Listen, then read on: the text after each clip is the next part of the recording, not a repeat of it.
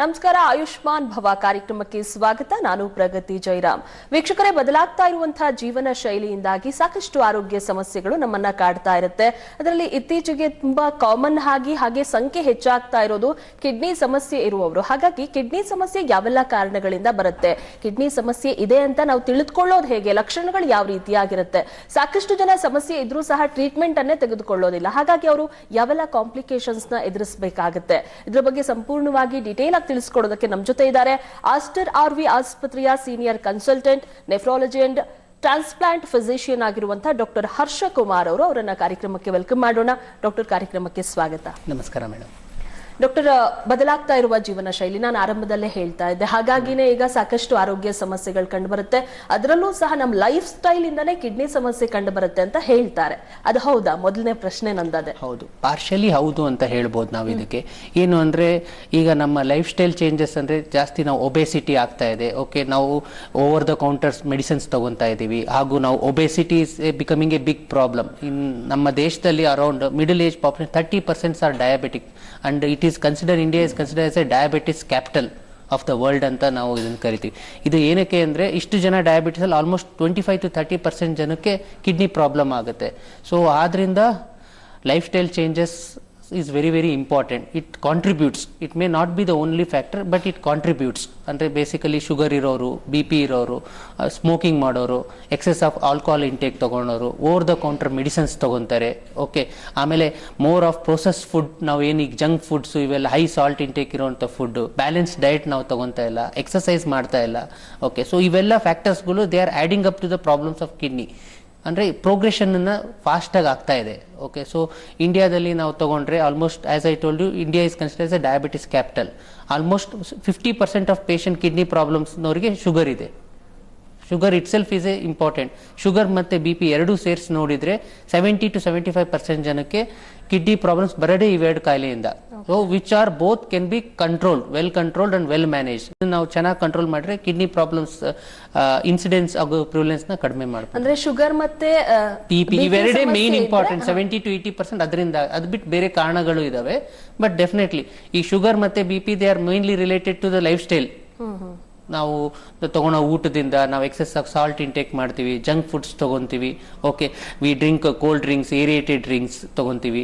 Over the counter ಸುಮ್ಮನೆ painkillers, ಯಾವುದೇ doctor prescription ಇರೋದಿಲ್ಲ ಹಾಗೆ ತಗೊಂತೀವಿ. ಆಮೇಲೆ ಎಕ್ಸಸೈಸ್ ಮಾಡ್ತಾ ಇಲ್ಲ ನಾವು. Okay, so all these factors are adding up to our problems. Smoking has become very rampant. Smoking itself ಇಂದಲೇ BP ಜಾಸ್ತಿ ಆಗುತ್ತೆ.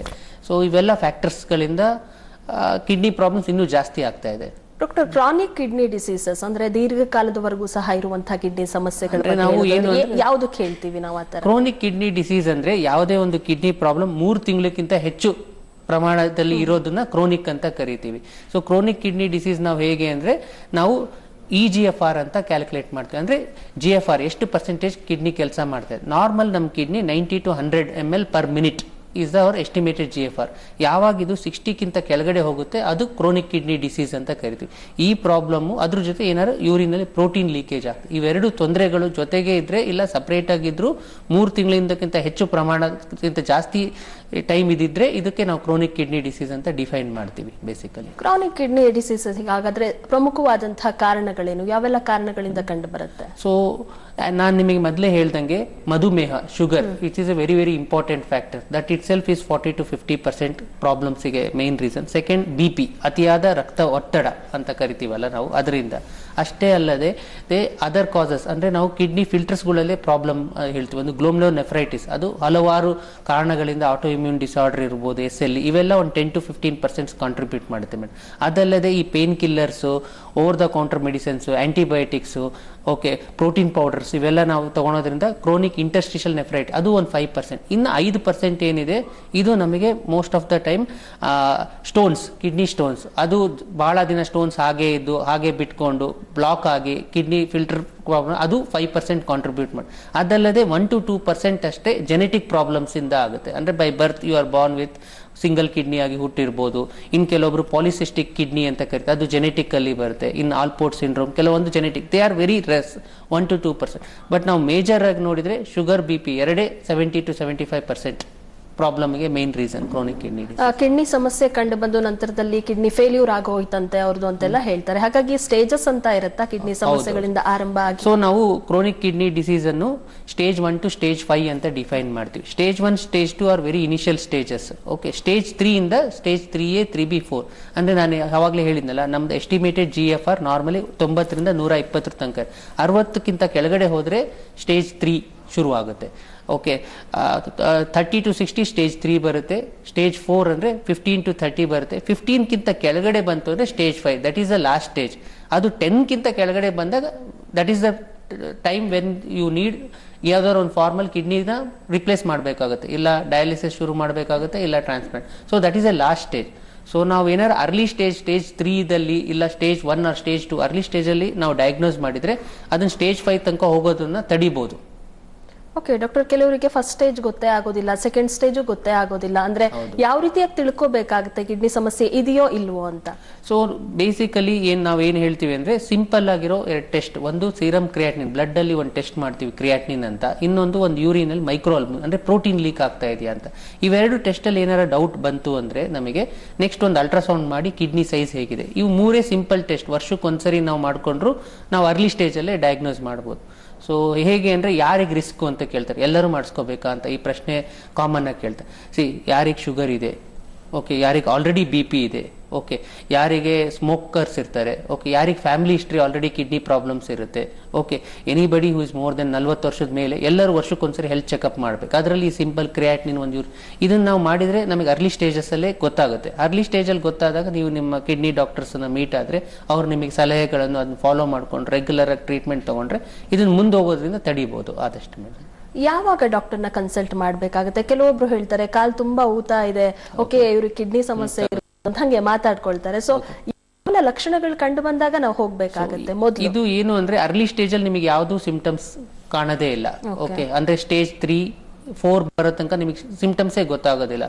ಅರ್ಲಿ ಮಾಡಬೇಕು ಅಂದ್ರೆ ನಾನು ಹೇಳ್ದಂಗೆ ರುಟೀನ್ ಈ ಟೆಸ್ಟ್ ಹೆಲ್ತ್ ಚೆಕ್ಅಪ್ ತರ ಮಾಡ್ಕೋಬೇಕು. ರಿಸ್ಕ್ ಫ್ಯಾಕ್ಟರ್ ಇರೋರು, ಎಸ್ಪೆಷಲಿ ಒಬೆಸಿಟಿ ಇರೋರು, ಡಯಾಬಿಟಿಸ್ ಇರೋರು, ಹೈಪರ್ ಇವರೆಲ್ಲ ಮಾಡ್ಬೇಕು.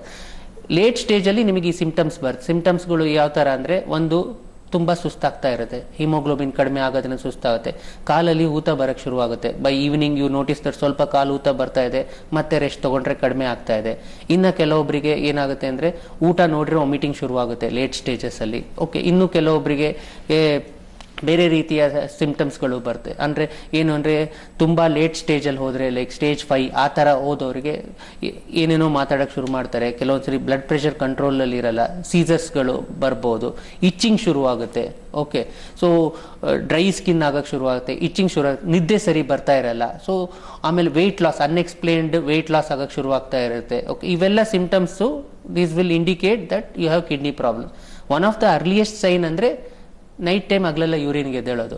So that is one of the first sign of kidney problems ಇದೆ ನಿಮಗೆ ಅಂತ ಗೊತ್ತಾಗಬೇಕು. ಅಂದ್ರೆ ಈಗ ನೀವು ನಾರ್ಮಲ್ ಆಗಿ ನಾವು ರೂಟೀನ್ ಆಗಿ ನೈಟ್ ಯೂಶಲಿ ಎದ್ದೇಳೋದಿಲ್ಲ, ಮಲ್ಕೊಂಡ್ಮೇಲೆ ಯಾವಾಗೋ ಒಂದೊಂದ್ಸರಿ 1 ಟೈಮ್ ಎದ್ದೇಳು. If you are getting up 3 to 4 times in the night, that itself is a first sign.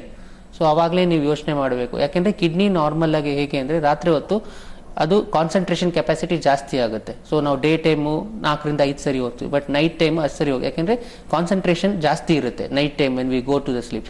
But ಆ concentration capacity is the first sign to indicate. So ನೀವು night ಅಗಲೆಲ್ಲ ಯೂರಿನ್ಗೆ ಎದ್ದೇಳ್ತಾ ಇದ್ದೀರಾ ಅಂದ್ರೆ that itself is the first sign. So ಇದನ್ನ ನಾವು nocturia ಅಂತ ಕರಿತೀವಿ, ಅಂದ್ರೆ night time frequently getting, that is a first sign.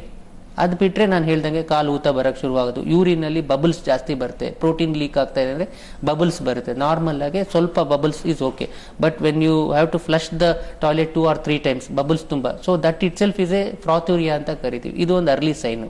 ಆಮೇಲೆ ಬೆಳಗ್ಗೆ ಎದ್ದಾಗ ಕಣ್ಣ ಹತ್ರ ಸ್ವಲ್ಪ ಊತ ಕಾಣ್ಕೊಳಕ್ ಶುರುವಾಗುತ್ತೆ. ಓಕೆ, ಸೊ ಸುಸ್ತಾಗಕ್ಕೆ ಶುರುವಾಗುತ್ತೆ, ನಿದ್ದೆ ಆಗ್ದಂಗೆ ಇರೋದು, ಇವೆಲ್ಲ ಸಿಂಪ್ಟಮ್ಸ್ಗಳು ನೀವು ಐಡೆಂಟಿಫೈ ಮಾಡಿ. ಇದು ಯಾರಲ್ಲಿ ಹೈ ರಿಸ್ಕ್ ಅಂದ್ರೆ ನಾನು ಹೇಳ್ದಂಗೆ ಈ ಶುಗರ್ ಆಲ್ರೆಡಿ ಇರೋರು, BP ಇರುತ್ತೆ ಕಂಟ್ರೋಲ್ ಮಾಡ್ಕೊಂಡಿರಲ್ಲ, ಸ್ಮೋಕರ್ಸ್ ಇರ್ತಾರೆ, ಫ್ಯಾಮಿಲಿ ಹಿಸ್ಟ್ರಿ ಇರುತ್ತೆ, ಇವರೆಲ್ಲ ಇನ್ನೂ they should be more aware. Otherwise anybody can have this problem. But ಈ ಸೈನ್ಸ್ಗಳು ನೋಡಿ ತೋರ್ಕೋಬೇಕು. ಸೊ ನಾವೆಲ್ಲರಿಗೂ ಏನು ಹೇಳ್ತೀವಿ ಅಂದ್ರೆ ಆನ್ಯುವಲ್ ಹೆಲ್ತ್ ಚೆಕ್ಅಪ್ ಮಾಡಿಸ್ಕೊಳ್ಳಿ. ಸೊ ಅದರಲ್ಲಿ ನಿಮಗೆ ಒಂದು ಕ್ರಿಯಾಟಿನಿನ್ ಸಿಂಪಲ್ ಟೆಸ್ಟ್, ಒಂದು ಯೂರಿನಲ್ ಪ್ರೋಟೀನ್ ಟೆಸ್ಟ್, ಒಂದು ಅಲ್ಟ್ರಾಸೌಂಡ್, ಇವು 3 ಟೆಸ್ಟ್ ಇಂದಲೇ ನಿಮಗೆ ಅರ್ಲಿಯಾಗಿ ಗೊತ್ತಾಗುತ್ತೆ ಗೊತ್ತಾದಾಗ ನೀವು ಮೀಟ್ ಆದ್ರೆ ಅದನ್ನ ತಡಿಬಹುದು ಮುಂದೆ ಹೋಗೋದ್ರಿಂದ. ಡಾಕ್ಟರ್, ಸ್ಟಾರ್ಟಿಂಗ್ ಸ್ಟೇಜಸ್ ಅಲ್ಲೇ ಗೊತ್ತಾದ್ರೆ ಟ್ರೀಟ್ಮೆಂಟ್ ಯಾವ ರೀತಿಯಾಗಿ ವರ್ಕ್ ಆಗುತ್ತೆ ಅವರಿಗೆ? ಸೊ ಸ್ಟಾರ್ಟಿಂಗ್ ಸ್ಟೇಜ್ ಅಲ್ಲಿ ಗೊತ್ತಾದಾಗ ನಾವು ಫಸ್ಟ್ ಯಾಕೆ ಆಗ್ತಾ ಇದೆ ಇವ್ರಿಗೆ ಕಿಡ್ನಿ ಪ್ರಾಬ್ಲಮ್ ಅಂತ ಡಯಾಗ್ನೋಸ್ ಮಾಡಬೇಕಾಗುತ್ತೆ. ಸೊ ನಾವು ಏನ್ ಮಾಡ್ತೀವಿ ಅಂದ್ರೆ ಆಲ್ರೆಡಿ ಶುಗರ್ ಇದೆಯಾ, BP ಇದೆಯಾ, ಅದನ್ನ ಫಸ್ಟ್ ಕಂಟ್ರೋಲ್ ಮಾಡ್ಲಿಕ್ಕೆ ಟ್ರೈ ಮಾಡ್ತೀವಿ. ಡಯಟ್ ಚೇಂಜಸ್ ಮಾಡ್ತೀವಿ. ಇನ್ ಕೆಲವೊಂದು ಇವು ಯಾವ್ದು ಕಾಯಿಲೆ ಇರಲ್ಲ, ಬರೀ BP ಸಡನ್ ಆಗಿ ಬಂದಿರುತ್ತೆ, ಯಂಗ್ ಏಜ್ ಅಲ್ಲೇ BP ಬರೋದು, ಇವೆಲ್ಲ normally BP essential hypertension ಅಂತ ಕರಿತೀವಿ. ಇದ್ರ ಏನು ಅಂದ್ರೆ 40 ವರ್ಷ ಆದ್ಮೇಲೆ ಫ್ಯಾಮಿಲಿ ಹಿಸ್ಟ್ರಿ ಇರೋದು, ಬಟ್ ಕೆಲವೊಂದ್ಸರಿ 20-25 ವರ್ಷದಲ್ಲಿ BP ಬರಕ್ ಶುರು. These are like secondary hypertension, ಕಿಡ್ನಿದಲ್ಲಿ ಪ್ರಾಬ್ಲಮ್. ಸೊ ಈ ತರ ಪೇಷಂಟ್ಸ್ ಅಲ್ಲಿ ನಾವು ಯೂರಿನ್ ಅಲ್ಲಿ ಪ್ರೋಟೀನ್ ಲೀಕೇಜ್ ಇದೆಯಾ, ಕಿಡ್ನಿ ಸೈಜ್ ಹೇಗಿದೆ, ಕಿಡ್ನಿ ಸೈಜ್ ಸೇರಿದ ಒಂದು ಕಿಡ್ನಿ ಬಯಾಪ್ಸಿ ಅಂತ ಮಾಡಿ, ಅಂದ್ರೆ ಕಿಡ್ನಿಯಿಂದ ಸ್ವಲ್ಪ ಟಿಶ್ಯೂ ತೆಗೆದು ಟೆಸ್ಟಿಂಗ್ ಕಳಿಸ್ತೀವಿ. ಅದು ಏನ್ ಕಾಯಿಲೆ ಅಂತ ಗೊತ್ತಾಗುತ್ತೆ. ಅದ್ರ ಪ್ರಕಾರವಾಗಿ ನಾವು ಟ್ರೀಟ್ಮೆಂಟ್ ಕೊಟ್ರೆ ಇದನ್ನ ಅಲ್ಲೇ ತಡಿಬಹುದು, ಇಲ್ಲ ಮುಂದೆ ಹೋಗೋದ್ರಿಂದ we can prevent it. Doctor, ನೀವು ಆರಂಭದಲ್ಲಿ ಹೇಳ್ತಾ ಇದ್ರಿ ಹುಟ್ಟೋ ಸಂದರ್ಭದಲ್ಲೇ ಒಂದ್ ಕಿಡ್ನಿ ಇರ್ಲಿಲ್ಲ ಅಂದ್ರೆ ಫೇಲ್ಯೂರ್ ಆಗಿತ್ತು ಅಂದ್ರೆ ಒಂದ್ ಕಿಡ್ನಿ ಮಾತ್ರ ಇದೆ ಅಂದ್ರೆ ಅದ್ರ ಜಾಸ್ತಿ ಪ್ರೆಷರ್ ಬೀಳುತ್ತೆ, ಹಾಗಾಗಿ ಅದಕ್ಕೆ ಸಮಸ್ಯೆ ಆಗೋ ಚಾನ್ಸಸ್ ಜಾಸ್ತಿ ಇರುತ್ತೆ. ಯೂಶಲಿ 1 in 400 ಬರ್ತ್ಸ್ ಅಲ್ಲಿ ಒಂದು ಕಿಡ್ನಿ ಸರಿ ಡೆವಲಪ್ ಆಗಿರಲ್ಲ, ಇಲ್ಲ ಇದ್ಲೇ ಇರಲ್ಲ. ಓಕೆ, ಈ ತರ ಸಮಸ್ಯೆ. ಬಟ್ ಈ ತರ ಇವ್ರಿಗೇನು ಅಂದ್ರೆ ಈಗ ನಾವು ಫೀಟಲ್ ಸ್ಕ್ಯಾನ್ಸ್ ಎಲ್ಲ ಮಾಡೋದ್ರಿಂದ ಅರ್ಲಿಯಾಗಿ ಡಿಟೆಕ್ಟ್ ಆಗುತ್ತೆ. ಮೊದ್ಲಿನ ಕಾಲದಲ್ಲಿ ಗೊತ್ತೇ ಆಗ್ತಾ ಇರಲ್ಲ.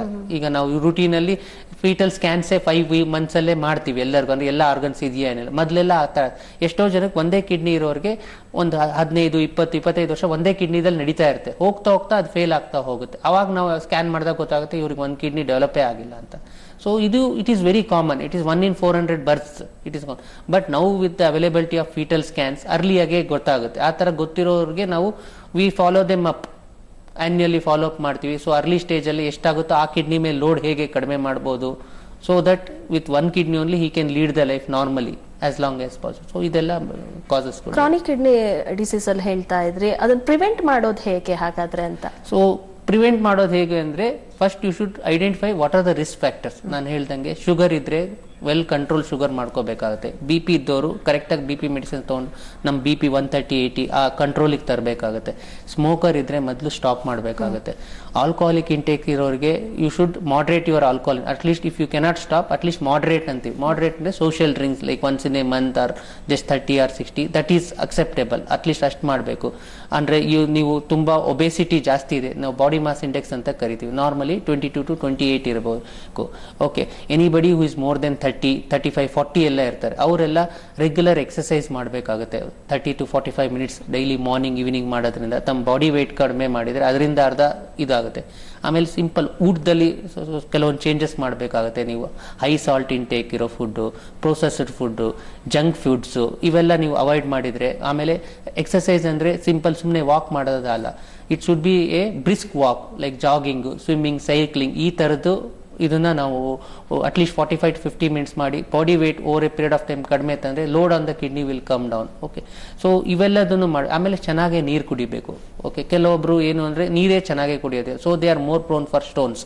ಸೊ ನಾವು ಹೇಳ್ತೀವಿ 2 to 2.5 liters at least daily water intake ತಗೋಬೇಕಾಗುತ್ತೆ. ನೀವು ಓವರ್ ದ ಕೌಂಟರ್ ಮೆಡಿಸಿನ್ ಸುಮ್ಮನೆ ತಗೋಬಾರ್ದು. ಇದೊಂಥರ ಏನು ಅಂದ್ರೆ ಕೈ ಕಾಲಿದೆ, ಕಾಲು ನೋವಿದೆ, ಕೈ ನೋವಿದೆ, ಒಂದು 5 to 10% patients are more prone. ಈ ಪೇನ್ ಕಿಲ್ಲರ್ಸ್ ಇಂದಲೇ ಕಿಡ್ನಿ ಪ್ರಾಬ್ಲಮ್ಸ್ ಬರುತ್ತೆ. ಲೈಕ್ ಸಿಂಪಲ್ ಆಗಿರೋ ನಾವು ಹೇಳ್ಬೇಕು ಅಂದ್ರೆ ಡೈಕ್ಲೋಫಿನಾಕು, ಬ್ರೂಫಿನ್, ಕೈ ಕಾಲಿದೆ, ತಲೆನೋವಿದೆ ಅಂತ ಸುಮ್ಮನೆ ನುಂಗೋದು, ಕಂಟಿನ್ಯೂಸ್ ನುಂಗ್ತಾನೆ ಇರ್ತಾರೆ ವರ್ಷಾನ್ಗಟ್ಲೆ. ಸೊ ಈ ತರದವರು ಅವನ್ನೆಲ್ಲದನ್ನು ಅವಾಯ್ಡ್ ಮಾಡಬೇಕಾಗುತ್ತೆ. ಆಮೇಲೆ ಲೈಕ್ ಈ ಸುಮ್ಮನೆ ಪ್ರೋಟೀನ್ ಪೌಡರ್ಸು, ಜಿಮ್ಮು, ಈಗೆಲ್ಲ ಅದೊಂದು ಒಂಥರ ಇದಾಗ್ಬಿಟ್ಟಿದೆ. ಬಾಡಿ ಬಿಲ್ಡಿಂಗ್ ಮಾಡ್ತೀವಿ ಅಂತ ಸುಮ್ಮನೆ there is no indication creatine ಪೌಡರ್ಗಳನ್ನು ತುಂಬಾ ತಗೊಂತಾರೆ. It is puts load on your kidney and ಇವೆಲ್ಲ ಕಾರಣಗಳಿಂದ ಕಿಡ್ನಿ ಪ್ರಾಬ್ಲಮ್ಸ್ ಆಗೋ ಚಾನ್ಸ್. ಸೊ ಇವೆಲ್ಲ ನೀವು ಅವಾಯ್ಡ್ ಮಾಡಿದ್ರೆ at least as much as possible you can avoid the kidney problems at least. Okay doctor, ಈ ಬಗ್ಗೆ ಮತ್ತಷ್ಟು ಮಾಹಿತಿಯನ್ನ ಕೇಳಿ ಪಡೆದುಕೊಳ್ತೀನಿ. ವೀಕ್ಷಕರೇ, ಕಾರ್ಯಕ್ರಮ ಮುಂದುವರಿಯುತ್ತೆ ಸ್ಮಾಲ್ ಬ್ರೇಕ್ನ ನಂತರ.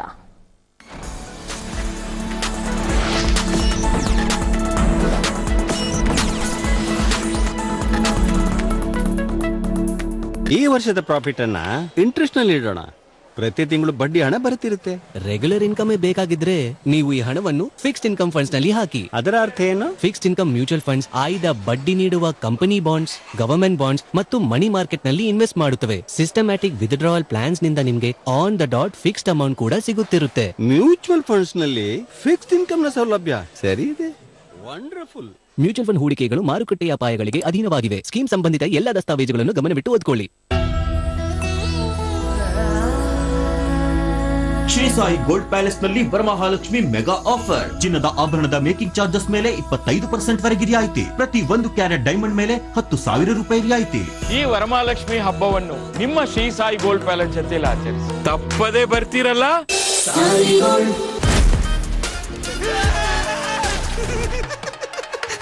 ಹೆಣ್ಣ ಮಗುವ ಸವಿತಾ? ಸರಿತಾ. ಹೆಣ್ಣು ಮಗುವ? ನಾನು ಸರಿತಾ ರವಣ್ಣ. ನಮ್ಮ ಕರ್ನಾಟಕ ರಾಜ್ಯದಲ್ಲಿ ಕಳೆದ ವರ್ಷದ ನೀಟ್ ಮತ್ತು ಐಐಟಿ ಜೆಇಇ ಪರೀಕ್ಷೆಯಲ್ಲಿ ಸಾವಿರಾರು ಉಚಿತ ಮೆಡಿಕಲ್ ಹಾಗೂ ಐಐಟಿ ಸೀಟ್ಗಳನ್ನು ನೀಡಿರುವ ನಮ್ಮ ಹೆಮ್ಮೆಯ ಎಕ್ಸೆಲ್ ಅಕಾಡೆಮಿಕ್ಸ್ ವಿದ್ಯಾಸಂಸ್ಥೆಯಾಗಿದೆ. 1 ವರ್ಷದ ಲಾಂಗ್ ಟರ್ಮ್ ನೀಟ್, ಸಿಇಟಿ ಮತ್ತು ಐಐಟಿ ಜೆಇಇ ದಾಖಲಾತಿ ಪ್ರಾರಂಭವಾಗಿದೆ. ಮೆಡಿಕಲ್ ಅಂದರೆ ಎಕ್ಸೆಲ್, ಎಕ್ಸೆಲ್ ಅಂದ್ರೆ ಮೆಡಿಕಲ್. ನನ್ನ ಹೆಸರು ಪೂರ್ಣಿಮಾ. ನಾನು ವಿಜಯಪುರದವಳು. ಜೋಡಿ ಆಪ್ ಅನ್ನು ನೋಡಿದೆ. ಇದು ಮಹಿಳೆಯರಿಗೆ ಸಂಪೂರ್ಣವಾಗಿ ಉಚಿತವಾಗಿತ್ತು. ನನ್ನ ಹೆಸರು ನವೀನ್ ಕುಮಾರ್. ಜೋಡಿ ಆಪ್ ಮೂಲಕ ನನ್ನ ಹೆಂಡತಿಯನ್ನು ಕಂಡುಕೊಂಡೆ. ಇಂಥ ಒಳ್ಳೆ ಲೈಫ್ ಕೊಟ್ಟಿದ್ದಕ್ಕೆ ಜೋಡಿ ಆಪ್ಗೆ ಧನ್ಯವಾದಗಳು. ಜೋಡಿ ಆಪ್ ಇದು ಡಿಪ್ಲೊಮಾ, 2nd PUC, 10th ಮತ್ತು ಅದಕ್ಕಿಂತ ಕಡಿಮೆ ಓದಿದವರಿಗಾಗಿ ಮದುವೆ ಸೇವೆ. ಈ ಸೇವೆ ಹೆಣ್ಣು ಮಕ್ಕಳಿಗೆ ಉಚಿತ.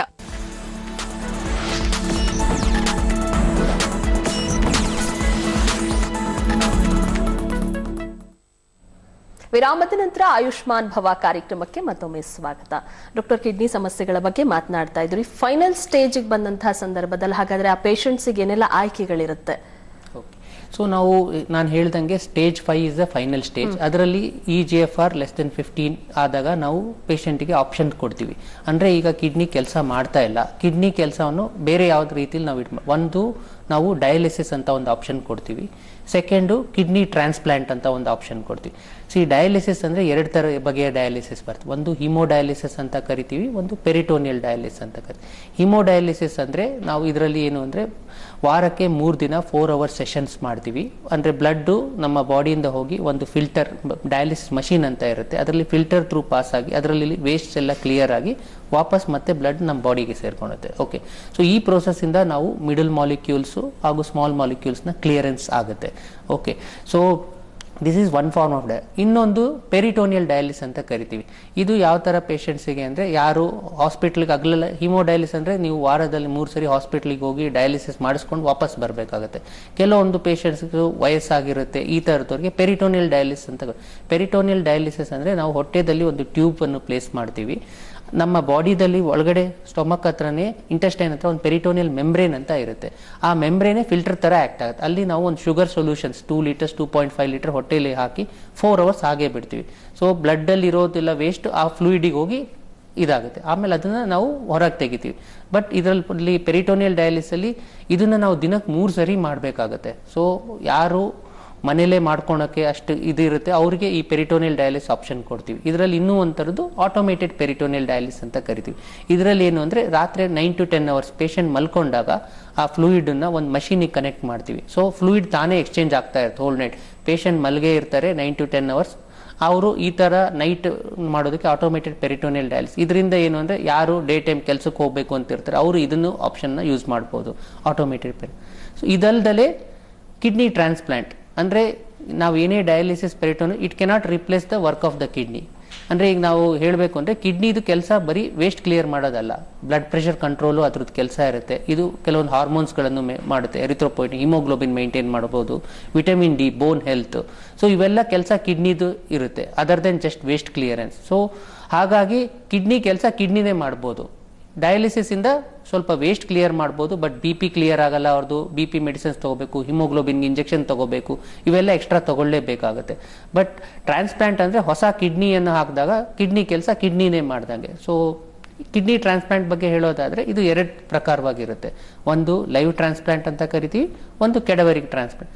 ಲೈವ್ ಟ್ರಾನ್ಸ್ಪ್ಲಾಂಟ್ ಅಂದರೆ ತಮ್ಮ ಮನೆಯ ಫ್ಯಾಮಿಲಿ ಮೆಂಬರ್ಸ್ ಒಬ್ಬರು ಒಂದು ಕಿಡ್ನಿಯನ್ನು ಅವ್ರಿಗೆ ಡೊನೇಟ್ ಮಾಡ್ತಾರೆ. ಓಕೆ, ಸೊ ನಾವು ಬ್ಲಡ್ ಗ್ರೂಪನ್ನು ನೋಡಿ ಅವ್ರದ್ದು ಕಾಂಪ್ಯಾಟಬಿಲಿಟಿ ನೋಡಿ ಇದರಲ್ಲಿ ಫಸ್ಟ್ ಡಿಗ್ರಿ ರಿಲೇಟಿವ್ಸ್ ಅಂತ ಅಂದರೆ husband, wife, father, mothers, okay, grandfather, grandmothers, grandchildrens ಕೊಡ್ಬೋದು. ಓಕೆ, ಸೊ ಬ್ರದರ್ಸ್, ಸಿಸ್ಟರ್ಸ್ ಇವರೆಲ್ಲ ಫಸ್ಟ್ ಡಿಗ್ರಿ ರಿಲೇಟಿವ್ ಅಂತ ಕರಿತೀವಿ. ಸೊ ಇವರೆಲ್ಲ ಬ್ಲಡ್ ಗ್ರೂಪ್ ಮ್ಯಾಚ್ ಮಾಡಿ ಕ್ರಾಸ್ ಮ್ಯಾಚ್ ಎಲ್ಲ ಟೆಸ್ಟ್ ಮಾಡಿ ಇವ್ರದ್ದು ಚೆನ್ನಾಗಿದ್ರೆ ಇವ್ರ ಕಿಡ್ನಿ ತಗೋಬೋದು. ಅಂದರೆ ಕಿಡ್ನಿ ಯಾರು ಡೊನೇಟ್ ಮಾಡ್ಬೋದು ಅಂತ ನೀವು ಕೇಳ್ಬೋದು ಪ್ರಶ್ನೆ. ಸೊ ಇದಕ್ಕೇನು ಅಂದರೆ ಯಾರೇ 18 ವರ್ಷದಿಂದ 65 ವರ್ಷದವರೆಗೂ ಇರೋರು ಅವರಿಗೆ ಶುಗರ್ ಇರಬಾರ್ದು, BP ಇರಬಾರ್ದು. ಓಕೆ, ಅವ್ರಿಗೆ ಬೇರೆ ನಾವೆಲ್ಲ ಟೆಸ್ಟ್ ಮಾಡಿಸಿ ನೋಡ್ತೀವಿ ಯಾವುದು ಅಂದರೆ ಅವರು ಫಿಟ್ ಇದ್ದಾರಾ ಕಿಡ್ನಿ ಕೊಡಲಿ. ಅವರು ಒಂದು ಕಿಡ್ನಿ ಕೊಟ್ಟರೆ ನೆಕ್ಸ್ಟ್ ಒಂದೇ ಕಿಡ್ನಿದಲ್ಲಿ ಅವರು ಜೀವನ ನಡೆಸಬೇಕಲ್ಲ.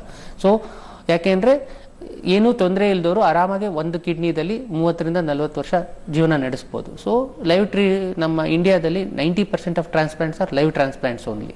Okay, so live transplants is the best. ಯಾಕೆಂದರೆ ಪೇಷಂಟ್ ಕಿಡ್ನಿ ಫೇಲ್ಯೂರ್ ಸ್ಟೇಜಿಗೆ ಬಂದಾಗೆ ನಾವು ಪ್ರಿಎಂಟಿ ಅಂತಲೂ ಮಾಡ್ತೀವಿ. ಅಂದರೆ ಡಯಾಲಿಸಿಸ್ ತನಕ ಹೋಗ್ಲಿಕ್ಕೆ ಬಿಡೋದಿಲ್ಲ, ಅವ್ರಿಗೆ ಮೊದಲೇ ಟ್ರಾನ್ಸ್ಪ್ಲಾಂಟ್ ಮಾಡ್ಬೋದು. ಇದಲ್ದಲೇ ಯಾರಿಗೆ ಮನೇಲಿ ಯಾರು ಇಲ್ಲ ಕೊಡಲಿಕ್ಕೆ, ಯಾರು ವಿಲ್ಲಿಂಗ್ ಇಲ್ಲ, ಈ ಥರ ಪೇಷಂಟ್ಸ್ಗೆ ನಾವು ಕೆಡವರ್ ಟ್ರಾನ್ಸ್ಪ್ಲಾಂಟ್ ಅಂತ ರಿಜಿಸ್ಟರ್ ಮಾಡ್ತೀವಿ. ಕೆಡವರ್ ಅಂದರೆ ನಾವು ಆ ಬ್ಲಡ್ ಗ್ರೂಪ್ ನೋಡಿ ಅವ್ರವ್ರ ಬ್ಲಡ್ ಗ್ರೂಪಲ್ಲಿ ಡೆಡ್ ಬಾಡಿ ಅಂದರೆ ಬ್ರೈನ್ ಡೆತ್ ಅಂತ ಕರಿತೀವಿ. ಈಗ ಯಾವುದೇ ರೋಡ್ ಟ್ರಾಫಿಕ್ ಆಕ್ಸಿಡೆಂಟ್ ಆಗಿರ್ಬೋದು, ಯಾರು ಬ್ರೈನ್ ಡೆತ್ ಆದಮೇಲೆ ಅವ್ರ ಫ್ಯಾಮಿಲಿ ಮೆಂಬರ್ಸ್ ವಿಲ್ಲಿಂಗ್ ಇರ್ತಾರೆ ಡೊನೇಟ್ ಮಾಡಲಿಕ್ಕೆ, ಅಂಥವ್ರದ್ದು ನಾವು ರಿಜಿಸ್ಟರ್ ಮಾಡಿರ್ತೀವಿ. ಯಾವಾಗ ನಂಬರ್ ಪ್ರಕಾರವಾಗಿ ಅವ್ರದ್ದು ಯಾರು ಫಸ್ಟ್ ರಿಜಿಸ್ಟರ್ ಆಗಿದೆ ಅದ್ರ ಪ್ರಕಾರವಾಗಿ ಅವ್ರಿಗೆ ಕಿಡ್ನಿ ಅಲಾಟ್ ಮಾಡ್ತಾ ಹೋಗ್ತೀವಿ. ಸೊ ನಮ್ಮ ದೇಶದಲ್ಲಿ ಈಗಲೂ ಬರೀ 10-15% ಅಷ್ಟೇ ಕೆಡವರ್ ಆಗ್ತಾ ಇರೋದು. ಯಾಕೆಂದರೆ ಜನರಲ್ ಅವೇರ್ನೆಸ್ನೇ ಇಲ್ಲ. ನಾವು ಮಣ್ಣಾಗಿ ಹೋದ್ಮೇಲೆ ನಮ್ಮ ಆರ್ಗನ್ಸ್ ತೊಗೊಂಡು ಏನು ಮಾಡೋದು? ಯಾರು ಒಬ್ರು ಡೊನೇಟ್ ಮಾಡಿದರೆ ಬ್ರೈನ್ ಡೆಡ್ ಇರೋರು 9 ಜನಕ್ಕೆ ಜೀವ ಕೊಡ್ಬೋದು ನಾವು. ಬರೀ ಕಿಡ್ನಿ ಅಂತಲ್ಲ, 2 ಕಿಡ್ನಿ ಇಬ್ಬರಿಗಾಗುತ್ತೆ, ಒಬ್ರಿಗೆ ಲಿವರ್ ಕೊಡ್ಬೋದು, ಒಬ್ರಿಗೆ ಪ್ಯಾನ್ಕ್ರಿಯಾಸ್ ಕೊಡ್ಬೋದು, ಒಬ್ರಿಗೆ ಲಂಗ್ ಕೊಡ್ಬೋದು, ಒಬ್ರಿಗೆ ಹಾರ್ಟ್ ಕೊಡ್ಬೋದು, ಐ ಕೊಡ್ಬೋದು, ಕಾರ್ನಿಯಾ ಕೊಡ್ಬೋದು, ಈವನ್ ಸ್ಕಿನ್, ಬೋನ್ ಎಲ್ಲದನ್ನೂ ಕೊಡ್ಬೋದು. ಸೊ ಬಟ್ ಜನರಲ್ ನಾವು ಇನ್ನೂ ಅವೇರ್ನೆಸ್ ಮಾಡಬೇಕಾಗುತ್ತೆ ಇದ್ರ ಬಗ್ಗೆ. ಇನ್ನು ಹೆಚ್ಚು ಅವೇರ್ನೆಸ್ ಮಾಡೋದ್ರಿಂದ ಕೆಡವರ್ ನಂಬರ್ಸ್ ಚೆನ್ನಾಗಿ ಇಂಪ್ರೂವ್ ಆದರೆ ಇಂಡಿಯಾದಲ್ಲಿ ನಮಗೆ ಲೈವ್ ಅವಶ್ಯಕತೆನೇ ಬೀರಲ್ಲ, ಮನೆಯವ್ರು ಕೊಡೋದೇ ಬೇಕಾಗಿಲ್ಲ.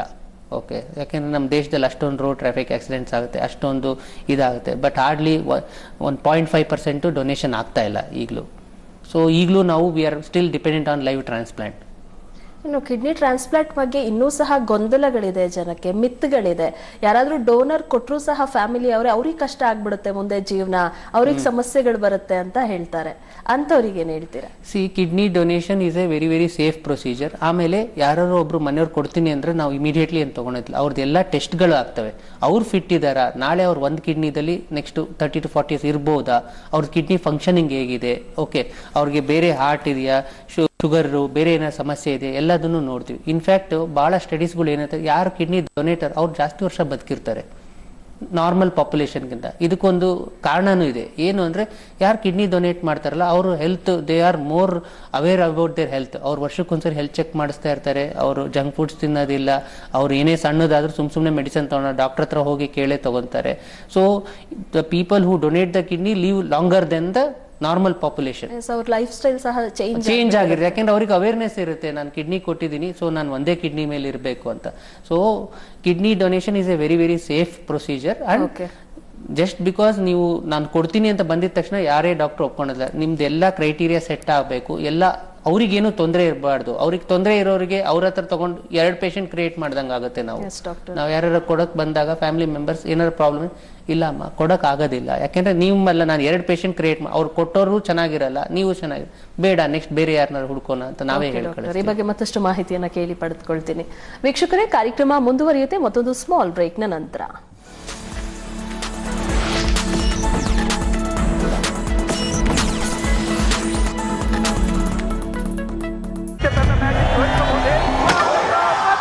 ಸೂಪರ್ ಓವರ್ ನಲ್ಲಿ ಬುಮ್ರಾ ಅವರ ಯಾರ್ಕರ್ ಆಟವನ್ನು ಬದಲಾಯಿಸಿತು.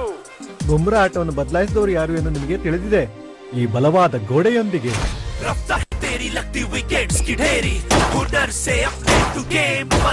JK super cement build strong. Puliyogare puliyogare puliyogare, what a fantastic puliyogare. ಈ ಫ್ಯಾಂಟಾಸ್ಟಿಕ್ ಪುಳಿಯೋಗರೆನ ನೀವೇ ತಯಾರಿಸಬಹುದು. ಹೇಗೆ?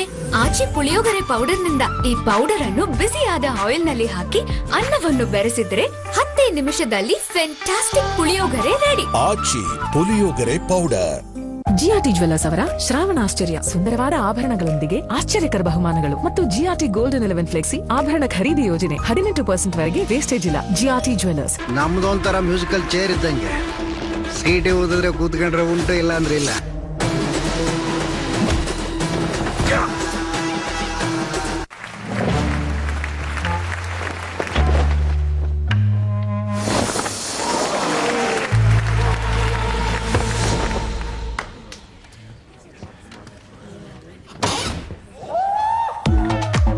ಯಾವ ಪ್ಲಾನಿಗೂ ಕಮಿಟ್ ಆಗಬೇಡಿ. IKEA sale is on. ದುಬೈನಲ್ಲಿ ಚಿನ್ನ ಕೊಳ್ಳೋದು ಹಳೆ ಕಥೆ. ದುಬೈನಲ್ಲಿ ಮನೆ ಕೊಳ್ಳೋದು ಹೊಸ ಟ್ರೆಂಡ್. ದುಬೈನಲ್ಲಿ ಹೂಡಿಕೆ ಮಾಡಿ ನೀವು ಟ್ರೆಂಡಿ ಆಗಿ. ಇಂದು ನಿಮ್ಮ ದಾವಣಗೆರೆಯ ಸಾಯಿ ಇಂಟರ್ನ್ಯಾಷನಲ್ ಹೋಟೆಲ್ನಲ್ಲಿ ಪರ್ವಾ Dubai property expo. Join Dubai trend. Why is that on your car? He owned it. Huh? What's the bet? You lose, you wear the L.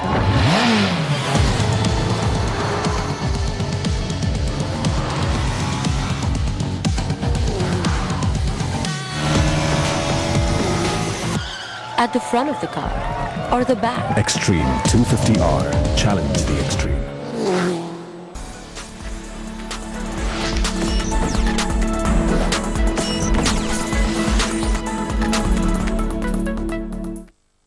ವಿರಾಮದ ನಂತರ ಆಯುಷ್ಮಾನ್ ಭವ ಕಾರ್ಯಕ್ರಮಕ್ಕೆ ಮತ್ತೊಮ್ಮೆ ಸ್ವಾಗತ. ಇನ್ನು ಸರ್ ಸಾಕಷ್ಟು ಮುಂದುವರೆದಿದ್ದೀವಿ ನಾವು, ಆದ್ರೂ ಸಹ ಕಿಡ್ನಿ ಟ್ರಾನ್ಸ್ಪ್ಲಾಂಟ್ ಏನೇ ಟ್ರಾನ್ಸ್ಪ್ಲಾಂಟ್ ಮಾಡಿಸ್ಕೋಬೇಕು ಅಂತ ಹೇಳಿದ್ರು ಭಯ ಇರುತ್ತೆ ಜನರಿಗೆ ಕಾಮನ್ ಆಗಿ. ಹಾಗಾಗಿ ಭಯ ಪಡಬಾರ್ದು ಅಂತ ಹೇಳಿದ್ರೆ ಅವ್ರಿಗೆ ಏನಂತ ಹೇಳ್ತೀರಾ ನೀವು? ಯಾಕಂದ್ರೆ ನೀವೇ ಹೇಳ್ತಾ ಇದ್ರಿ ಟ್ರಾನ್ಸ್ಪ್ಲಾಂಟ್ ಮಾಡ್ಕೊಂಡ್ ನಂತರದಲ್ಲಿ ಅವ್ರ ಜೀವನ ತುಂಬಾ ಚೆನ್ನಾಗಾಗಿದೆ ಅಂತ ಹೇಳ್ಬಿಟ್ಟು, ಅಂತವ್ರಿಗೆ ಏನ್ ಹೇಳ್ತೀರಾ ಭಯ ಪಡೋರಿಗೆ? ನಾವು ಅವ್ರಿಗೆ ಹೇಳೋದೇನು ಅಂದರೆ, ನೀವು transplant is A common operation. ಇದು ಲಾಸ್ಟ್ 50 ಇಯರ್ಸಿಂದ ಇಂಡಿಯಾದಲ್ಲಿ ಆಗ್ತಾ ಇದೆ. ಓಕೆ, ಈಗ ನಮ್ಮ ಹತ್ರ ಅಡ್ವಾನ್ಸ್ ಪ್ರೊಸೀಜರ್ಸ್ ಇರೋದ್ರಿಂದ ನಾವು ಈ incisions are very very small. It is not painless. Usually transplant ಮಾಡಿಸ್ಕೊಂಡು 7ನೇ ದಿನಕ್ಕೆ ನಾವು ಡಿಸ್ಚಾರ್ಜ್ ಮಾಡ್ತೀವಿ. 3 ವಾರದ ನಂತರ they can do their normal work. Okay, first 3 months is very very crucial ನಮಗೆ. ಅವಾಗ ನಾವು ಜಾಸ್ತಿ ಹೊರಗಡೆ ಹೋಗಬೇಡಿ. ಓಕೆ, ಹೊರಗಡೆ ಹೋದರೂ ಮಾಸ್ಕ್ ಯೂಸ್ ಮಾಡ್ಕೊಳ್ಳಿ, ಕ್ರೌಡೆಡ್ ಪ್ಲೇಸಸ್ ಅವಾಯ್ಡ್ ಮಾಡಿ. ಬಟ್ ಮೇಯ್ನ್ ಏನು ಅಂದರೆ ಅವರು ನಾವು ಕೊಟ್ಟ ಮೆಡಿಸಿನ್ಸ್ನ ರೆಗ್ಯುಲರಾಗಿ ತಗೋಬೇಕು. ಯಾಕೆಂದರೆ ಆ ಕಿಡ್ನಿ ಏನು ಕೊಟ್ಟಿರ್ತಾರಲ್ಲ ಇನ್ನೊಬ್ರು, that is not hours. So body ಯಾವಾಗಲೂ ರಿಜೆಕ್ಟ್ ಮಾಡೋಕ್ಕೆ ಟ್ರೈ ಮಾಡ್ತಾ ಇರುತ್ತೆ. ಓಕೆ, ಸೊ ನಾವು ಮೆಡಿಸಿನ್ಸ್ ರೆಗ್ಯುಲರಾಗಿ ತೊಗೊಂಡು ನಿಮ್ಮ ಡಾಕ್ಟರ್ ಜೊತೆ ಫಾಲೋ ಅಪ್ ಮಾಡಿಕೊಂಡ್ರೆ you are as good as a normal people. ಬೇರೆ ಪೇಷಂಟ್ ಯಾವ ಥರ, ಬಟ್ ಡೆಫಿನೆಟ್ಲಿ ಅವರಿಗೆ ಸ್ವಲ್ಪ ಇನ್ಫೆಕ್ಷನ್ ರಿಸ್ಕ್ ಜಾಸ್ತಿ ಇರುತ್ತೆ. ಅವರು ಕೇರ್ ತೊಗೋಬೇಕು. ಅಂದರೆ ಒಳ್ಳೆ ಕಡೆ ಊಟ ಮಾಡಬೇಕು, ನೀರು ಒಳ್ಳೆ ಫ್ರೆಶ್ ಆಗಿರೋ ನೀರು ಕುಡಿಬೇಕು, ಕ್ರೌಡೆಡ್ ಪ್ಲೇಸಸ್ ಹೋದಾಗ ಮಾಸ್ಕ್ ಹಾಕ್ಕೋಬೇಕು. ಓಕೆ, ಸೊ ಇವೆಲ್ಲ ಬೇಸಿಕ್ ಪ್ರಿಕಾಷನ್ ಲೈಫ್ ಲಾಂಗ್ ತೊಗೊಳ್ಳೇಬೇಕಾಗುತ್ತೆ ಅವರು. ಯಾಕೆಂದರೆ ನಾವು ಅವರಿಗೆ ಇಮ್ಯುನೋಸಪ್ರೆಸಿವ್ ಮೆಡಿಸಿನ್ಸ್ ಅಂತ ಕೊಟ್ಟಿರ್ತೀವಿ. ಈ ಮೆಡಿಸಿನ್ಸಿಂದ ಬಾಡಿ ಇಮ್ಯುನಿಟಿ ನಾರ್ಮಲ್ಗಿಂತ ಸ್ವಲ್ಪ ಕಡಿಮೆ ಇರುತ್ತೆ. ಲೈಕ್ ಎಕ್ಸಾಂಪಲ್ ಕೊಡೋದ್ರೆ, ಈಗ ನಮಗೇನಾರು ಡೈರಿಯಾ ಆದರೆ 2-3 ಡೇಸಲ್ಲಿ ನಾವು ಅವ್ರು 5-6 ದಿನ ತೊಗೋಬೋದು. ಬಿಕಾಸ್ ಬಾಡಿ ಇಮ್ಯುನಿಟಿ ಸ್ವಲ್ಪ ಕಡಿಮೆ ಇರುತ್ತೆ. ಆಮೇಲೆ ಅವರಿಗೆ ನಿಮೋನಿಯಾ ಇವೆಲ್ಲ ರಿಸ್ಕ್ ಜಾಸ್ತಿ. ಸೊ ಎಷ್ಟು ಅವ್ರ ಕೇರ್ ಅವ್ರು ತೊಗೊತಾರಲ್ಲ ಅಷ್ಟು ಚೆನ್ನಾಗಿ ಅಷ್ಟು ವರ್ಷ ಅವ್ರು ಆರಾಮಾಗೇ ಇರ್ಬೋದು. ಸೊ ನಾರ್ಮಲಾಗಿ ನಮ್ಮ ಇಂಡಿಯಾದಲ್ಲಿ ನಾವು ತೊಗೊಂಡ್ರೆ ಟ್ರಾನ್ಸ್ಪ್ಲಾಂಟ್ ಮಾಡಿಸ್ಕೊಂಡು ಲೈವ್ ಟ್ರಾನ್ಸ್ಪ್ಲಾಂಟ್ ಇರ್ಬೋದು. ಯೂಶಲಿ ನಾವು 100 ಜನಕ್ಕೆ ಟ್ರಾನ್ಸ್ಪ್ಲಾಂಟ್ ಮಾಡಿದ್ರೆ 15 ಇಯರ್ಸ್ ಎಂಡಲ್ಲಿ 75 ಜನ ಚೆನ್ನಾಗೇ ಇರ್ತಾರೆ. ಅದರಲ್ಲೂ what we lose the patients is because ಅವರು ನಾನ್ ಕಂಪ್ಲೇಂಟ್ ಆಗ್ಬಿಡ್ತಾರೆ. 2 ವರ್ಷ 3 ವರ್ಷ ಆದ್ಮೇಲೆ they think everything is fine, why I should take medicines. Doctor, ಸಾಕಷ್ಟು ಜನ 5th ಸ್ಟೇಜ್ ಅಲ್ಲಿ ಬಂದು ಬಿಡ್ತಾರೆ. ಅವ್ರಿಗೆ ಆತಂಕನೂ ಇರುತ್ತೆ. ಟ್ರಾನ್ಸ್ಪ್ಲಾಂಟ್ ಅಂತ ನೀವು ಹೇಳ್ತೀರಾ, ಆ ಸಂದರ್ಭದಲ್ಲಿ ಒಪ್ಕೋಬೇಕೋ ಬೇಡವೋ ಅನ್ನೋದು ಗೊತ್ತಿರಲ್ಲ, ಗೊಂದಲದಲ್ಲಿರ್ತಾರೆ. ಆಗ ನೀವು ಕೌನ್ಸಿಲಿಂಗ್ ಮಾಡ್ತೀರಾ, ಹೇಗಿರುತ್ತೆ? ಹೌದು, ಅದು ಏನಾಗುತ್ತೆ ಅಂದ್ರೆ ಬಹಳ ಜನಕ್ಕೆ ಅವೇರ್ನೆಸ್ಸೇ ಇರೋದಿಲ್ಲ. ಫಸ್ಟ್ ಟೈಮ್ ನಾವು ಆಲ್ಮೋಸ್ಟ್ ಒಂದು 15-20% ನಮ್ಮ OPD ಬರೋ ಪೇಷಂಟು ಡೈರೆಕ್ಟ್ ಆಗಿ ಕ್ರಿಯಾಟಿನ್ 10 ಹಿಡ್ಕೊಂಡು ಬಂದ್ಬಿಟ್ಟಿರ್ತಾರೆ. ಉಸಿರಾಟ ತೊಂದರೆ ತಗೊಂಡು ಬಂದಿರ್ತಾರೆ, ಏನು ಚೆಕ್ಕೇ ಮಾಡಿರೋದಿಲ್ಲ. ಅವರಿಗೆ ನಾವು ಫಸ್ಟು 1 or 2 ಡಯಾಲಿಸ್ ಮಾಡಿ ಅವ್ರನ್ನ ಸ್ಟೆಬಿಲೈಸ್ ಮಾಡ್ತೀವಿ. ಸ್ಟೆಬಿಲೈಸ್ ಮಾಡಿದ್ಮೇಲೆ ನಾವು ಫ್ಯಾಮಿಲಿ ಮೆಂಬರ್ಸ್ ಜೊತೆ ಕುತ್ಕೊಂಡು ಹೇಳ್ತೀವಿ. ಈಗ ವಯಸ್ಸು ಮೇಲೆ ಡಿಪೆಂಡ್ ಇರುತ್ತೆ. ಯಂಗ್ ಪೇಷಂಟ್ಸ್ ಇರ್ತಾರೆ 20-25 ವರ್ಷದವ್ರು, ಅವ್ರಿಗೆ ಇನ್ನು ಮುಂದೆ he has to live a long life. So ಆ ಥರದವ್ರಿಗೆ ನಾವು ಟ್ರಾನ್ಸ್ಪ್ಲಾಂಟ್ ಬಗ್ಗೆನೇ ಫಸ್ಟ್ ಆಪ್ಷನ್ ಕೊಡ್ತೀವಿ. ಈಗ ಯಾರು 65-70 ಇಯರ್ಸ್ ಇರೋರಿಗೆ ವಿ ಟೆಲ್ ಬೇಡ ನಿಮಗೆ ಟ್ರಾನ್ಸ್ಪ್ಲಾಂಟ್, ಡಯಾಲಿಸ್ ಮೇಲೆ ಇರ್ರಿ. ಯಾಕೆಂದರೆ we look into the lifespan of the patient. ಅಂದರೆ ಯಾರು ಒಬ್ರು 5 ವರ್ಷದಿಂದ ಜಾಸ್ತಿ ಇನ್ನು ಬದುಕ್ತಾರೆ ಅನ್ನೋರಿಗೆ ನಾವು ಟ್ರಾನ್ಸ್ಪ್ಲಾಂಟ್ ಆಪ್ಷನ್ ಕೊಡ್ತೀವಿ. ಯಾಕೆಂದ್ರೆ ಒಬ್ರು ಡೊನೇಟ್ ಮಾಡ್ತಾ ಇರ್ತಾರೆ family, that organ has A value, that person has A value. So ನಾವು ಅದನ್ನೆಲ್ಲ ನೋಡಿ ಅಸೆಸ್ ಮಾಡಿ ಆಮೇಲೆ ಡಿಸಿಷನ್ ತೊಗೊತೀವಿ. ಆಮೇಲೆ ಭಯ ಎಲ್ಲರಿಗೂ ಇರುತ್ತೆ. ಓವರ್ ಎ ಪೀರಿಯಡ್ ಆಫ್ ಒಂದು 2-3 ಸೆಷನ್ಸ್ ನಾವು ಮಾತಾಡ್ತೀವಿ, ಅಟೆಂಡರ್ಸ್ ಜೊತೆ ಮಾತಾಡ್ತೀವಿ, ತಂದೆ ತಾಯಿಗಳ ಜೊತೆ ಮಾತಾಡ್ತೀವಿ. ಆಮೇಲೆ ನಾವು ನೋಡ್ದಂಗೆ ನಮ್ಮ ಎಕ್ಸ್ಪೀರಿಯನ್ಸಲ್ಲಿ ತಾಯಿನೇ ಫಸ್ಟ್ ಕೊಡೋಕೆ ಬರೋದು. ನಾವು ನೋಡ್ದಂಗೆ ತಂದೆನೂ ಬರೋದಿಲ್ಲ. 80% it's the female who donates. In India, if you have to take 70% donation females ಮಾಡ್ತಾರೆ. ಇಲ್ಲ ವೈಫ್ ಮಾಡಿರ್ತಾರೆ, ಇಲ್ಲ ತಾಯಿ ಮಾಡಿರ್ತಾರೆ, ಇಲ್ಲ ಸಿಸ್ಟರ್ಸ್ ಮಾಡಿರ್ತಾರೆ. ಮೇಲ್ಸಲ್ಲಿ ಇನ್ನೂ ಆ ಅವೇರ್ನೆಸ್ಸೇ ಇಲ್ಲ ನಮ್ಮ ಇಂಡಿಯಾದಲ್ಲಿ. ಇನ್ನೂ ಅವರಿಗೆ ಅಷ್ಟು ಇಲ್ಲ. ನಾವು ಎಷ್ಟು ಹೇಳಿದ್ರು ತುಂಬ ಕಷ್ಟ ಆಗುತ್ತೆ ನಮಗೆ ಕನ್ವಿನ್ಸ್ ಮಾಡಿ. ಈಗ ವೈಫಿಗೆ ಪ್ರಾಬ್ಲಮ್ ಇರುತ್ತೆ, ಹಸ್ಬೆಂಡ್ ಕೊಡಿ ಅಂದರೆ ಕಷ್ಟ. ಹಸ್ಬೆಂಡಿಗಿದೆ ಅಂದರೆ ವೈಫ್ ಇಮಿಡಿಯೇಟಾಗಿ 2 ನಿಮಿಷನೂ ಯೋಚನೆ ಮಾಡಲ್ಲ ಅವರು. ಅಷ್ಟು ಫಾಸ್ಟ್ ಆಗಿ ನಾವೇ ಇನ್ನೂ ಎಕ್ಸ್ಪೆಕ್ಟ್ ಮಾಡಿರಲ್ಲ, ಅವರೇ ಇಲ್ಲ ಸರ್ ನಾನು ಕೊಟ್ಬಿಡ್ತೀನಿ. ಓಕೆ ಡಾಕ್ಟರ್, ಕಿಡ್ನಿ ಸಮಸ್ಯೆಗಳ ಬಗ್ಗೆ, ಅದಕ್ಕಿರುವಂತಹ ಟ್ರೀಟ್ಮೆಂಟ್ಗಳ ಬಗ್ಗೆ, ಟ್ರಾನ್ಸ್ಪ್ಲಾಂಟ್ ಬಗ್ಗೆ ಸಾಕಷ್ಟು ಮಾಹಿತಿಯನ್ನ ಇವತ್ತಿನ ಸಂಚಿಕೆಯಲ್ಲಿ ನಮ್ಮ ವೀಕ್ಷಕರಿಗೆ ತಿಳಿಸ್ಕೊಟ್ರಿ. Thank you so much. ನಮಸ್ಕಾರ ವೀಕ್ಷಕರೇ, ಇದಾಗಿತ್ತು ಇವತ್ತಿನ ಆಯುಷ್ಮಾನ್ ಭವ ಕಾರ್ಯಕ್ರಮ. ನೇರ ದಿಟ್ಟ ನಿರಂತರ ಸುದ್ದಿಗಾಗಿ ನೋಡ್ತಾ ಇರಿ ಏಷ್ಯಾನೆಟ್ ಸುವರ್ಣ ನ್ಯೂಸ್.